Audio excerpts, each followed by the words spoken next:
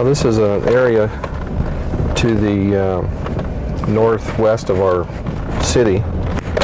It's within the fire district, South Van Allen Road, near Lone Tree, which is predominantly a very rural area. Well, we received a report of a structure fire at this house. It's the main house on a large dairy in the rural area of our fire district. And we responded, and this was about 2 o'clock in the afternoon, and upon our arrival, the first engine noticed some very lazy smoke, and we thought initially it was going to be a very routine fire.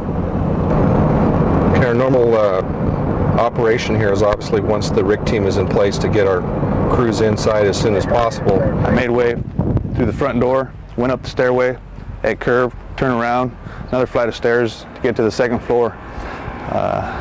Once upstairs, Captain was tearing the vent out of the hallway and proceeded telling me to get the piercing nozzle inside to cool down the attic.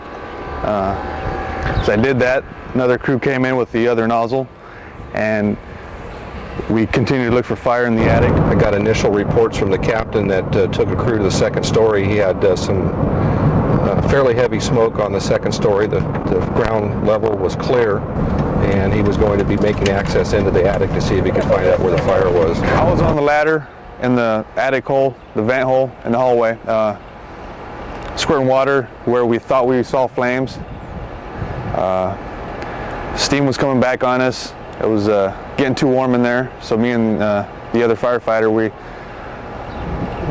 made plans to back out, get our hoses out. The captain at that time reported that he could hear the fire, but he couldn't actually see it.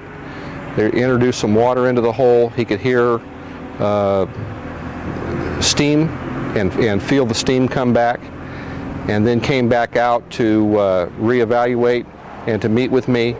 And at that time, the situation started to deteriorate rapidly. More smoke production out of the vent. We started getting heavy smoke production out of the second vent on the other side. Initially it was light brown to gray, and as the situation started to deteriorate, it started turning heavier dark, almost to a black. There were at least 3 to 4 of us up there at the time. We were trying to back out. There were 2 down the stairway, and I thought they were making their way out already, because I told them I was just going to go back for the attic ladder. So I had thought in my mind they were on their way out. All I had to do was follow them out with the ladder. But as I was collapsing the ladder, it came down. From the time we received the call and responded here was approximately 7 minutes, and approximately 10 to 12 minutes after our initial arrival, we had the first collapse of the roof onto the second floor. The first indication that the roof collapsed was a thunderous thud and a roar. Smoke and fire started emitting out of the roof opening, which at this point was now completely gone, had fallen onto the floor below. And we immediately went into our PAR, again trying to identify where our people were and find out that we had everybody out. And at that point, firefighter Velasco was the only one that wasn't accounted for. I feel like the roof collapsed and folded down on top of me, which pushed me off to the side, which separated us, which I was stuck on second floor. They were down the stairway some ways. I couldn't communicate with anybody. I didn't have a radio on me. Pretty shocked. I didn't know what to do exactly. I knew I couldn't stay in there. It was way too hot. Flames just all the way around me. I just knew how to get out. I knew there was a hallway right next to me.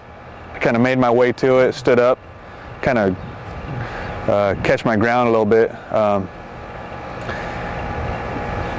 had to look for a way out. I started opening doors. I opened one door, there was a blue sky showing. I knew that wasn't my way out. Opened another door, it was pitch black.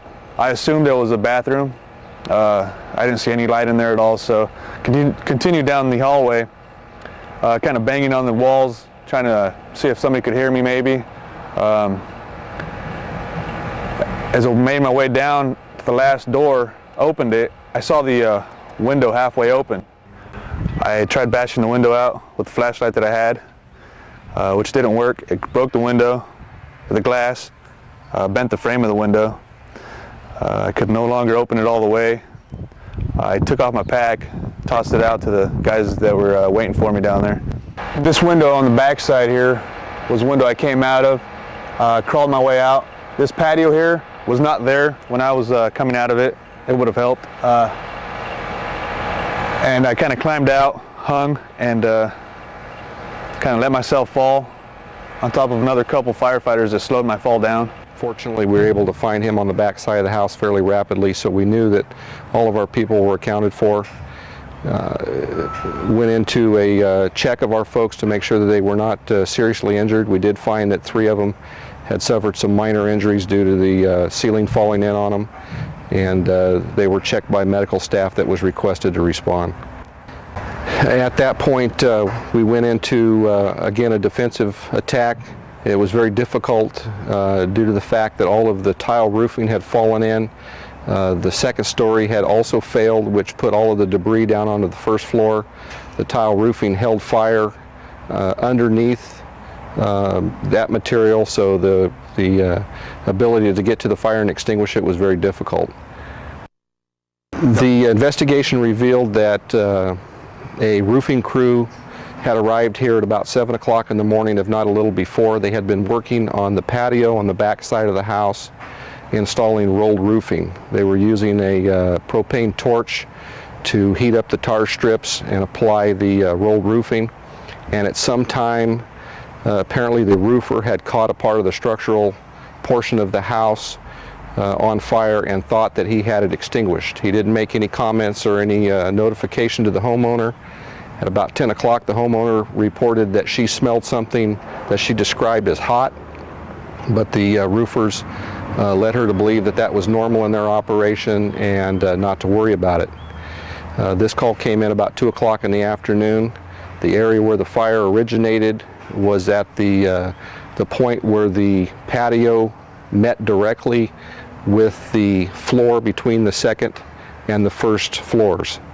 What we surmise has happened at that point is fire traveled through the floor between the first and second floors and also traveled in the walls unnoticed, causing heavy damage and some damage to the supports. And by the time we received the fire, it had already burned through the floors, through the walls, and had just got into the attic. Okay, one of the things that we've done since that incident was, at the time we did not own a thermal imaging camera, which would have been of great help to us. We would have known what was in the walls and what was in the floor, and obviously adjusted our attack accordingly. So we now own a thermal imaging camera, and our policy is to have that out on the initial attack to identify the location of the fire first, and then we go from there.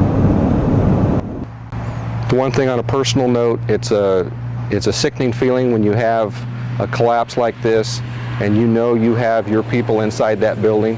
The best thing that you can have is your teams in place. Fortunately, our folks were able to get themselves out, and we had no need for a rapid intervention crew to go in and make any rescues. The very short period of time that firefighter Velasco was missing is gut-wrenching at best, and I wouldn't wish it on anybody.